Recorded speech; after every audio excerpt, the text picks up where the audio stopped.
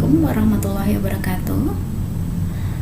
Saya ucapkan selamat datang kepada siswa-siswi kelas 10 angkatan 9 di sekolah SMK Medical High School. Saya ucapkan selamat menempuh pendidikan. Perkenalkan, saya sendiri Lisna Rukmana sebagai guru pengampu mata pelajaran hematologi praktikum. Dalam kesempatan kali ini saya akan membawakan tema pengenalan kepada siswa-siswi kelas 10 sebelum kita mempelajari pelajaran praktikum hematologi. Saya perkenalkan mengenai proses praanalitik pada pemeriksaan laboratorium hematologi.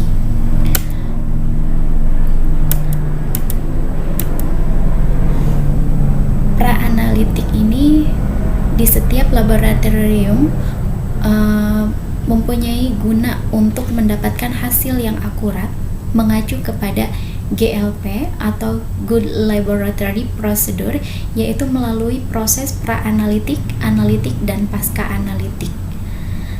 Di sini saya hanya akan mengenalkan mengenai proses praanalitik saja. Sebelum membahas proses praanalitik, apa sih laboratorium itu sendiri? Siswa-siswi kelas 10 itu perlu tahu mengenai pengertian dari laboratorium. Laboratorium berasal dari bahasa Latin yang berarti tempat kerja. Dalam perkembangannya, kata laboratorium mempertahankan arti aslinya, yaitu tempat bekerja khusus untuk keperluan penelitian ilmiah.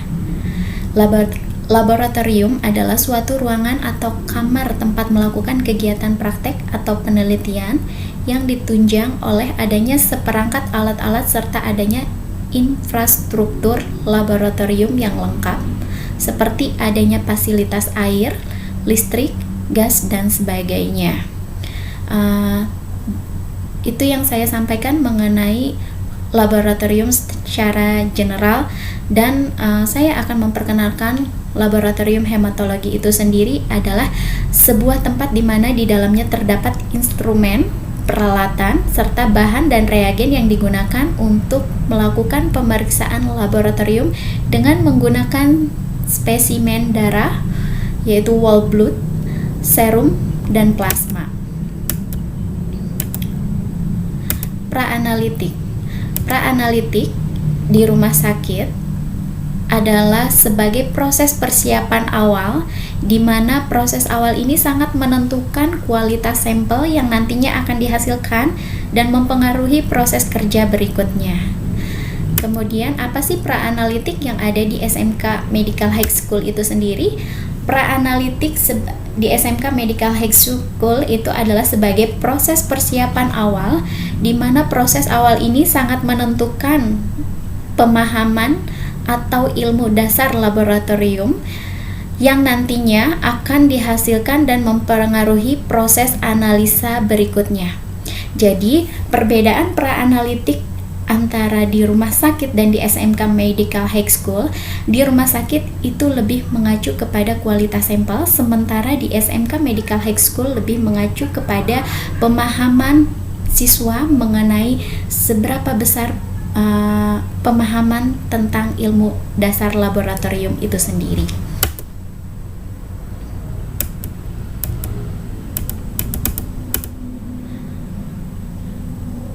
Dalam proses praanalitik ini sendiri wajib bagi siswa untuk diketahui, yaitu diantaranya jika berada di dalam laboratorium, siswa wajib mengikuti SOP atau Standard Operating Procedures dan alat pelindung diri atau yang dinamakan APD untuk di laboratorium.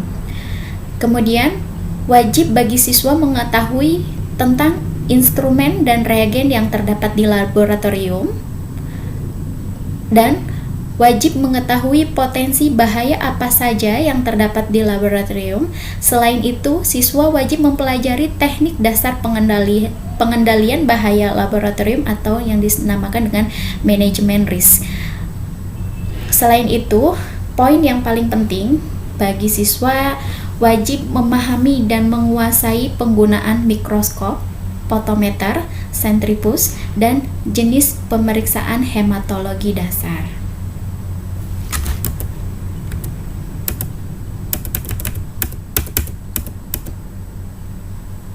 Selanjutnya akan masuk ke dalam pembahasan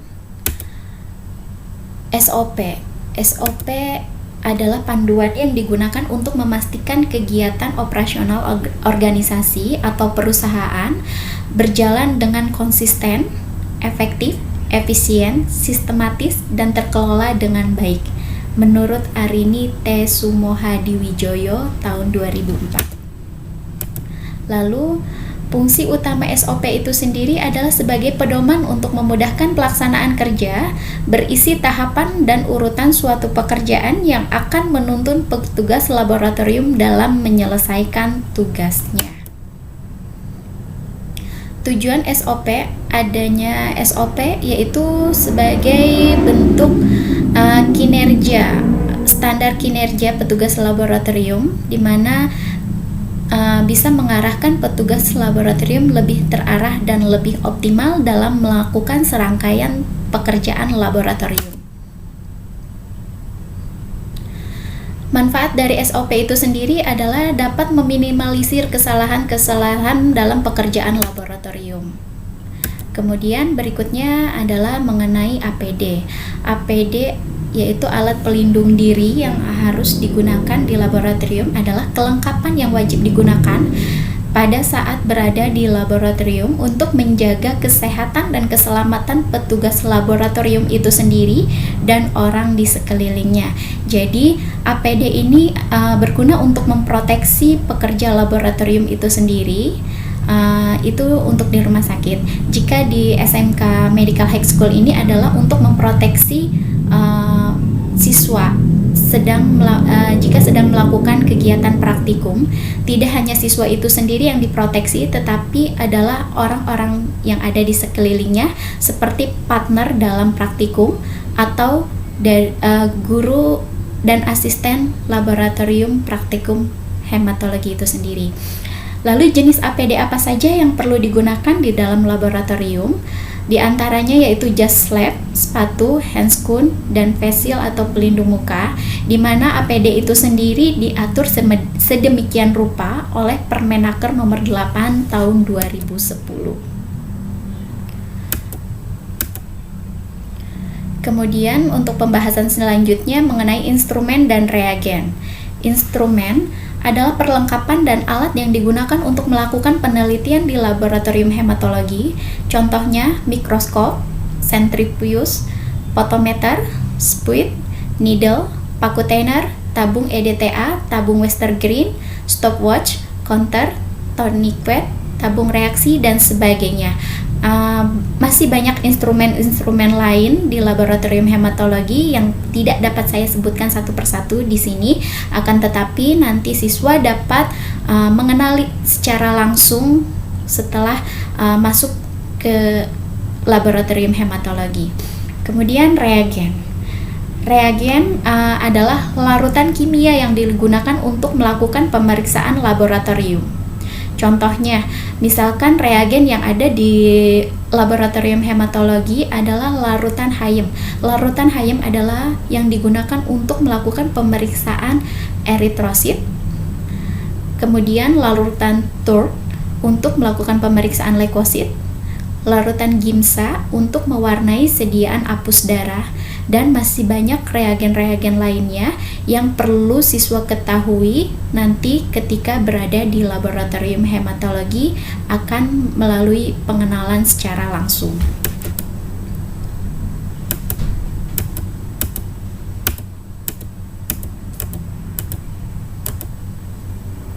Kemudian untuk pembahasan selanjutnya yaitu mengenai potensi bahaya di laboratorium hematologi.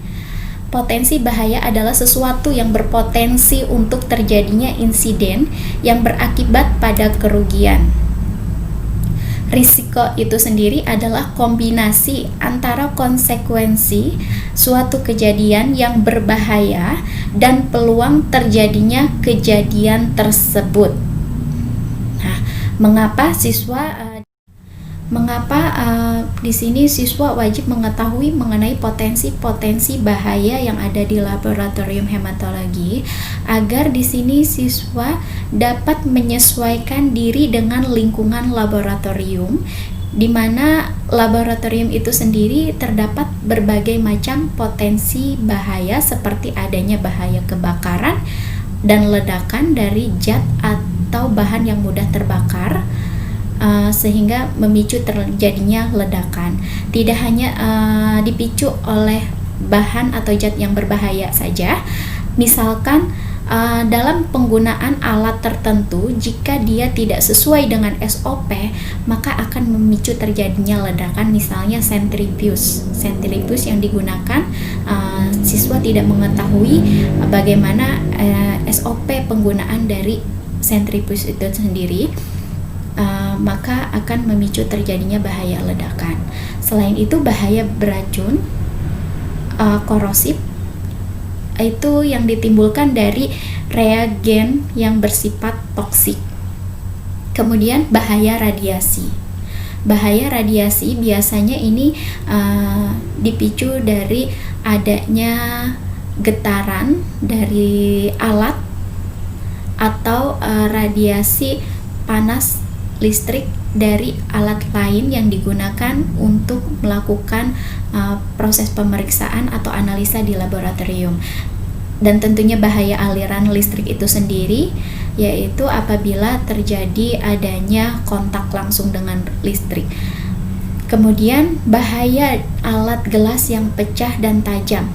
Bahaya alat gelas yang pecah dan tajam ini adalah bahaya yang ditimbulkan dari alat-alat laboratorium yang sifatnya pecah belah, seperti deck glass,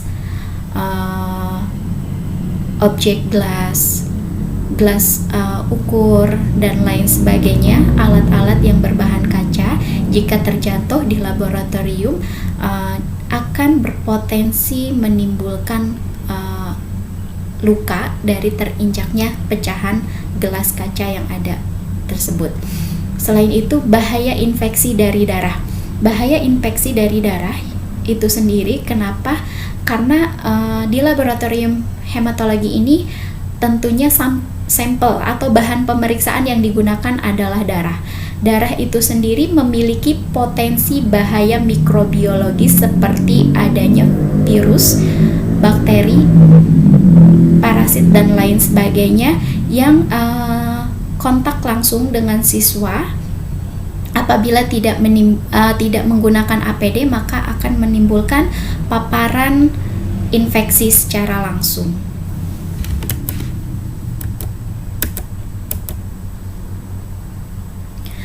Pembahasan berikutnya yaitu mengenai manajemen risk laboratorium hematologi. Manajemen risiko adalah suatu pendekatan terstruktur atau metodologi dalam mengelola ketidakpastian yang berkaitan dengan ancaman suatu rangkaian aktivitas manusia. Secara umum, risiko dapat diartikan sebagai suatu keadaan yang dihadapi seseorang atau perusahaan di mana terdapat kemungkinan yang memicu terjadinya hal-hal yang merugikan. Seperti yang saya jelaskan tadi, potensi-potensi bahaya ini harus dikendalikan agar siswa tidak terjadi insiden atau hal-hal yang tidak diinginkan selama dia belajar di laboratorium. Jadi bahaya-bahaya tersebut harus dikendalikan sedemikian rupa sehingga minim sekali untuk memicu terjadinya suatu kecelakaan di laboratorium. Tidak hanya potensi bahaya itu sendiri, siswa juga wajib mengetahui bagaimana tindakan jika terjadi sesuatu hal yang tidak diinginkan seperti terjadinya ledakan atau kebakaran. Bagaimana siswa cara menyelamatkan diri dari bahaya kebakaran yang ada di laboratorium itu sendiri. Secara garis besar gambarannya seperti itu. Kemudian saya akan menjelaskan mengenai mikroskop secara garis besar. Mikroskop merupakan alat laboratorium yang digunakan untuk melihat objek yang terkecil untuk dilihat secara kasat mata. Ya, siswa dalam mata pelajaran hematologi praktikum ini saya tekankan siswa wajib mengetahui dan memahami prinsip-prinsip dasar dari penggunaan mikroskop. Tidak hanya itu, siswa juga wajib memahami bagian-bagian dari mikroskop dan fungsi-fungsi dari bagian mikroskop itu sendiri, di mana kaitannya sangat erat dengan pemeriksaan laboratorium hematologi. Itu siswa akan berinteraksi secara langsung dengan mikroskop dari setiap pemeriksaan yang dilakukan di lab hematologi ini. Kemudian selain mikroskop, siswa wajib mengetahui mengenai potometer. Apa sih potometer itu sendiri? Potometer merupakan peralatan dasar di laboratorium klinik untuk mengukur intensitas atau kekuatan cahaya suatu larutan. Fungsi dari potometer itu sendiri yaitu untuk mengukur intensitas atau kekuatan cahaya suatu larutan. Selain itu, dapat menentukan kadar suatu bahan di dalam cairan tubuh seperti serum atau plasma. Ini adalah gambaran potometer yang terdapat di laboratorium hematologi ya. Selanjutnya yaitu centrifuge. Centrifuge ini adalah alat centrifuge laboratorium adalah peralatan laboratorium yang digerakkan oleh motor yang memutar sampel cairan dengan kecepatan tertentu. Jadi pada prinsipnya centrifuge ini berguna untuk mengendapkan darah atau memisahkan darah dari cairan plasma. Selanjutnya yaitu selain instrumen alat yang harus diketahui, siswa juga wajib mengetahui jenis pemeriksaan hematologi dasar apa saja sih yang ada di laboratorium hematologi SMK Medical High School itu. Pemeriksaan darah rutin diantaranya yaitu pemeriksaan hemoglobin, laju endap darah, hitung leukosit, dan hitung jenis leukosit. Selain pemeriksaan darah rutin, terdapat juga pemeriksaan darah lengkap yaitu hemoglobin, laju endap darah, hitung leukosit, hitung eritrosit, hitung jenis leukosit, hematokrit, hitung trombosit, dan indeks eritrosit, MCV, MCH, dan MCHC. Di mana serangkaian pemeriksaan laboratorium hematologi dasar ini nanti kurang lebihnya akan dipelajari oleh siswa setelah proses pengenalan tahap praanalitik ini ya. Jadi inilah serangkaian pemeriksaan hematologi dasar yang akan dipelajari oleh siswa selama menempuh jalur pendidikan di SMK Medical High School ini.